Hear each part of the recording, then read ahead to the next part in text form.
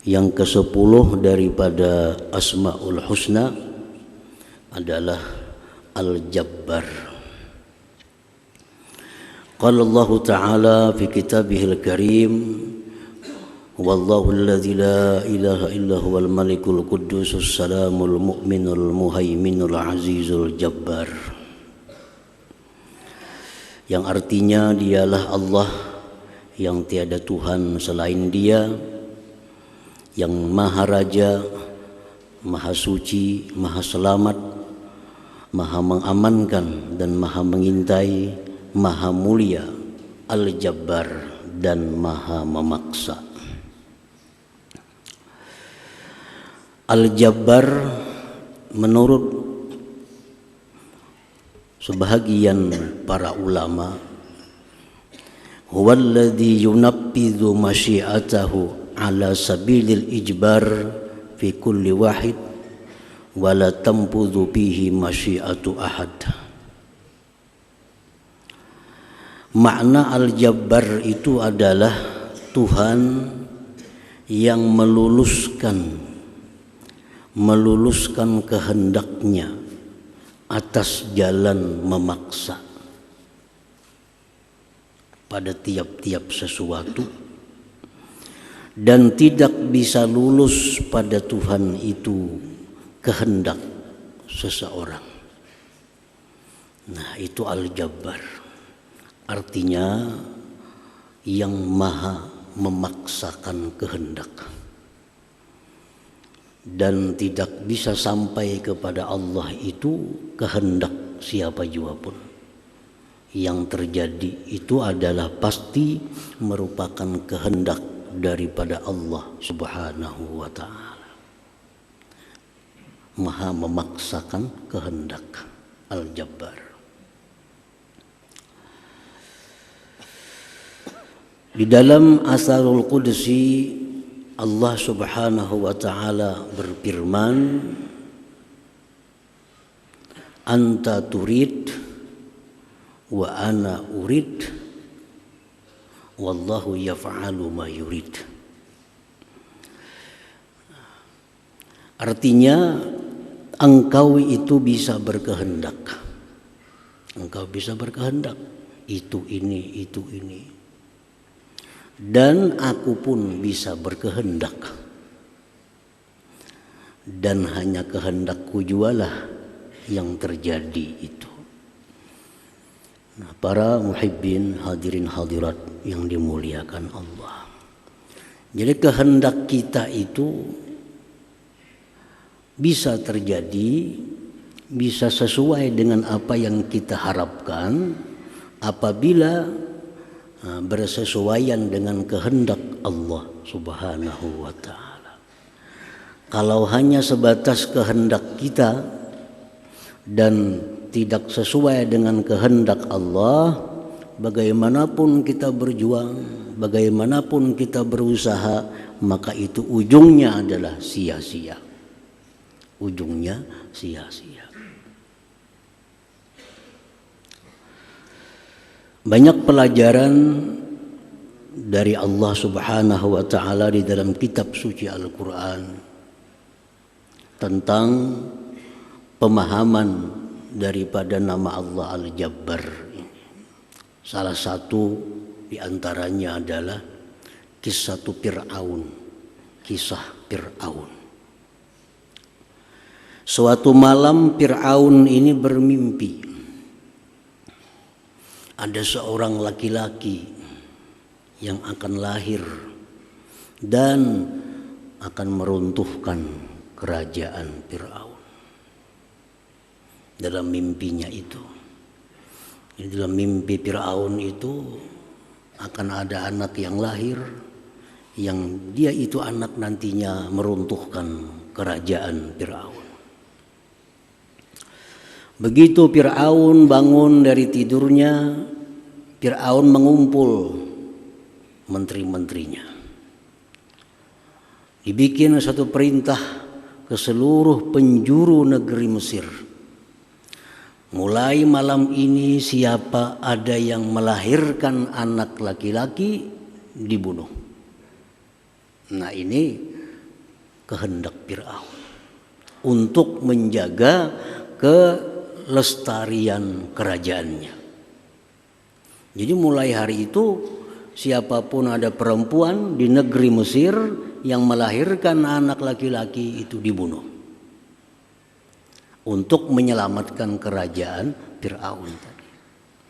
Jadi ada sana anak laki-laki lahir dibunuh, ada di ujung negeri berita anak laki-laki lahir dibunuh. Nah dengan ini Fir'aun berkehendak supaya kekuasaannya itu bisa terus menerus. Tetapi itu kehendak Fir'aun, kehendaknya Fir'aun, tidak sesuai dengan kehendak Allah. Ternyata laki-laki yang menghancurkan kerajaan Fir'aun itu justru laki-laki yang ada di istana Fir'aun itu sendiri, yang diasuh Fir'aun sejak kecil, yaitu Nabi Musa alaihissalam. Dikira orang jauh-jauh bakal menyerang, sekalinya orangnya diingun sudah di rumah. Orangnya diingun, dijaga, dipelihara, dibesarkan. Iya Nabi Musa alaihissalam. Itu kehendak Allah. Bagaimanapun kita matangnya satu program, hebatnya satu perencanaan, tapi kalau kada sesuai dengan rencana Allah itu akan sia-sia, akan tidak ada arti. Pemerintahan sedemikian rupa mengatur program-programnya, tapi kalau tidak sesuai dengan apa yang dikehendaki oleh Allah akan berakhir sia-sia. Nah inilah kalau Allah itu menampakkan namanya Al-Jabbar ini, maha memaksakan kehendaknya. Nah, hadirin hadirat yang dimuliakan Allah, dalam Al-Quranul Karim dikisahkan lagi bagaimana rencana program saudara-saudara Nabi Yusuf alaihissalam untuk melenyapkan Nabi Yusuf. Nabi Yusuf dibawa dengan izin ayahnya sendiri untuk berburu. Nah, sampai di hutan, Nabi Yusuf dimasukkan ke dalam sumur supaya mati.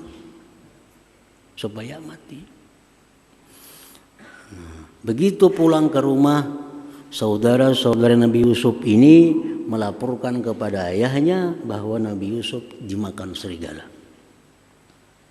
Habislah cerita Nabi Yusuf, perkiraan dari saudara-saudaranya. Ternyata apa yang terjadi, Nabi Yusuf diangkat dari sumur itu oleh seseorang dan dijual sampai ke negeri Mesir. Nah, akhirnya Nabi Yusuf menjadi seorang raja. Dan akhirnya saudara-saudara Nabi Yusuf yang berencana melenyapkan Nabi Yusuf tadi mengemis kepada Nabi Yusuf, minta bantuan makanan karena sedang terjadi kelaparan di tempatnya itu. Nah ini rencana manusia, kehendak manusia. Apabila tidak sesuai dengan kehendak Allah, terjadilah demikian. Nah, Al-Jabbar yang maha memaksakan kehendaknya.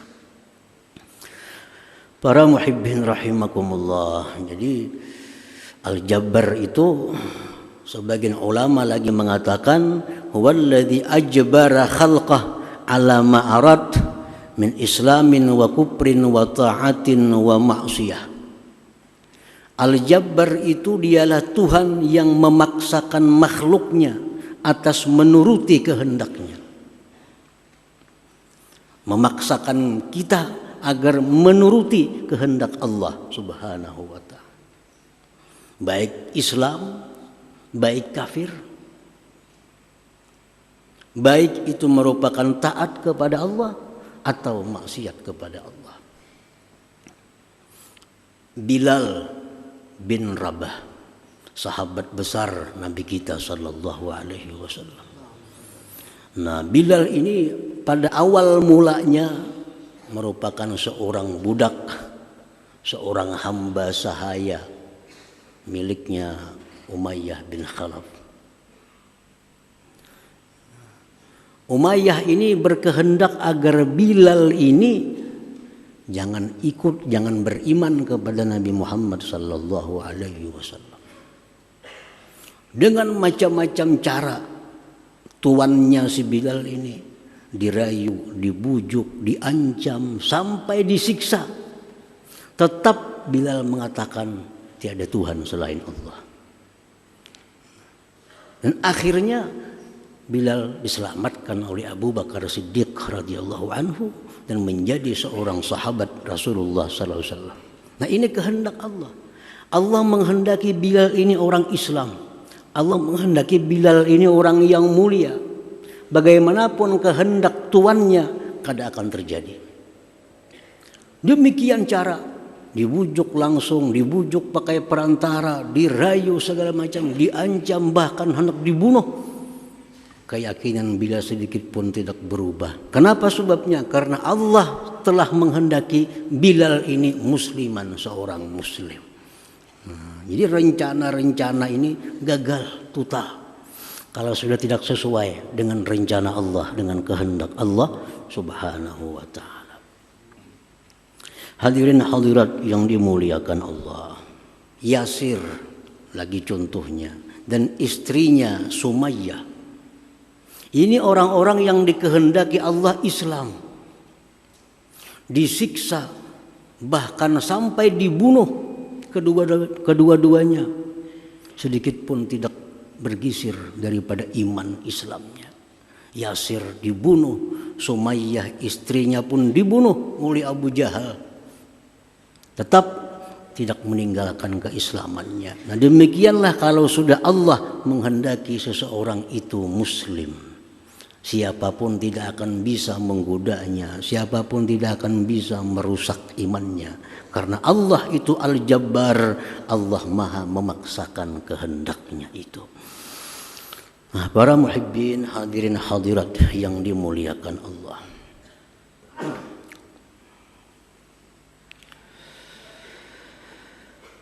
Al-mu'min bismillahil jabbar, kalau sudah kita beriman dengan nama Allah Al-Jabbar, kita sudah percaya bahwa Allah itu maha memaksakan kehendak. Kada kawa dilawani artinya. Bukti-bukti menunjukkan bahwa kehendak manusia kada ada berdaya apa-apa kalau sudah bertentangan dengan kehendaknya Allah. Nah, kalau kita sudah beriman bahwa Allah itu Al-Jabbar, maha memaksakan kehendak, nah bagaimana sikap perilaku orang yang beriman kepada Al-Jabbar itu? Oleh para ulama dijelaskan, orang yang beriman dengan Al-Jabbar itu ayyu'allika masyiatah ila masyiatillah ta'ala. Dia selalu menggantungkan kehendaknya dengan kehendak Allah subhanahu wa ta'ala. Selalu digantungkan, selalu diikat kehendaknya, rencananya dengan kehendak Allah subhanahu wa ta'ala. Jadi bahasa kitanya itu insya Allah. Tidak ada satu kehendak pun yang terlepas daripada insya Allah. Jam saanu kena kita berangkat insya Allah. Artinya apa? Jam saanu kita berangkat jika sesuai kehendak Allah. Soalnya kalau kada sesuai kehendak Allah, kada jadi berangkat. Hutang kena ku bayari hari Ahad depan insya Allah. Insya Allah. Jadi bila orang itu insya Allah, ini orang beriman nih, orang beriman Al-Jabbar nih. Kalau dia insya Allah, bayar hutang tuh kena hari Ahad. Jadi kita mesti percaya dengan orang yang mengucapkan kalimat insya Allah itu. Lebih percaya dari orang yang berpasti-pasti. Berpasti. Bayarlah hutang jam hari Ahad, pasti jangan percaya. Jangan percaya. Justru yang insya Allah itu yang kita yakin. Yang insya Allah itu yang kita yakin. Kalau pasti, oh ini sudah kali yakin lagi kita. Karena orang ini sudah melangkahi Al-Jabbar yang maha memaksakan kehendaknya. Rasulullah SAW diajarkan oleh Allah Subhanahu wa taala, wala taqul syai'in inni fa'ilun dzalika ghadan. Jangan kau berkata bagi sesuatu bahwa besok aku lakukan. Illa ayyasha Allah, kecuali jika Allah menghendaki. Hadirin hadirat yang dimuliakan Allah. Dalam asar kudusi pun disebutkan, Allah berfirman, anta turid wa ana urid. Fa idza sallamta li fi ma urid kafaituka fi ma turid. Wa illam tusallim li fi ma urid at'abtuka fi ma turid summa la yakunu illa fi ma urid.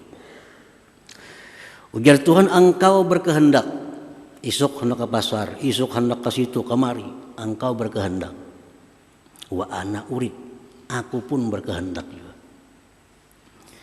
Apabila engkau serahkan bagiku pada sesuatu yang aku kehendaki, aku cukupkan engkau pada sesuatu yang kamu kehendaki itu.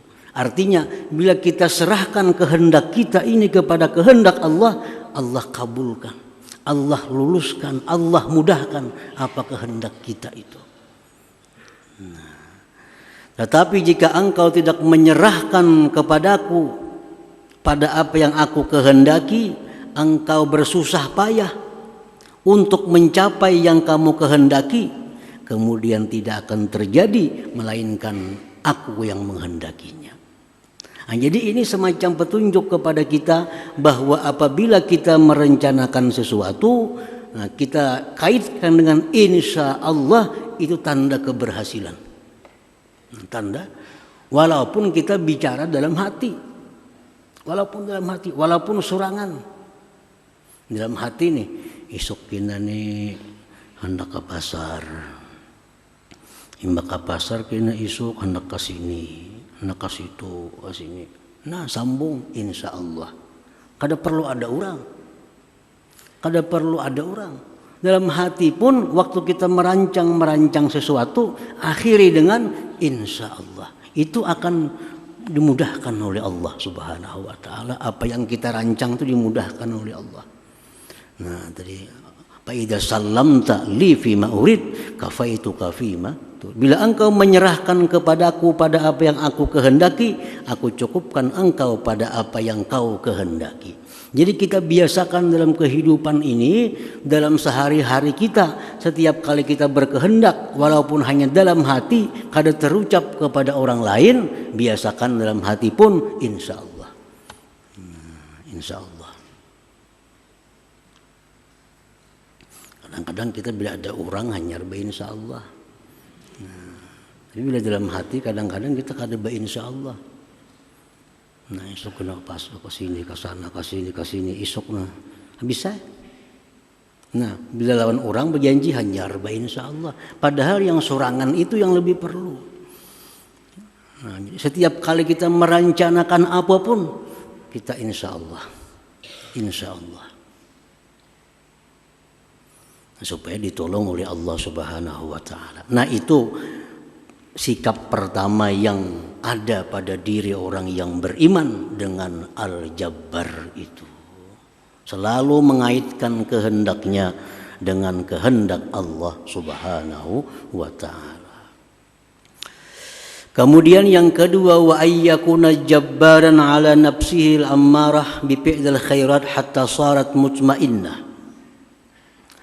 Yang kedua, orang yang beriman kepada nama Allah Al-Jabbar ini, dia memaksakan kehendaknya atas nafsu ammarahnya dengan berbuat kebaikan, sehingga nafsu ammarah itu menjadi nafsu yang mutmainnah.